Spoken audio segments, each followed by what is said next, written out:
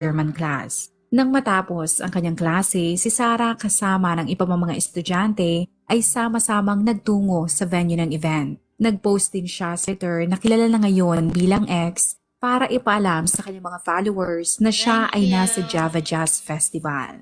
Ngunit ang kanyang mga magulang ay nagsimulang mag-alala nang wala man lamang silang text na natatanggap dito. Sa pag-aakala na gusto lamang nito mag-enjoy kasama ang kanyang mga kaibigan at kaklase, ay hindi na alala si Sarah.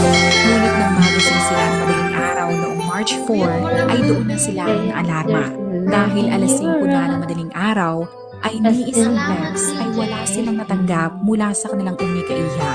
Paulit-ulit nila itong tinawagan at tinext, ngunit kahit anong pagtatangka nilang kontakin ito ay hindi sila nagtagumpay dahil nakapatay ang cellphone nito. Kaya sa desperadong pagtatangka na malaman ang lokasyon ni Sarah, ay kinontak nila ang mga kaklase at kaibigan nito sa pagbabaka sakaling merong nakakaalam kung nasa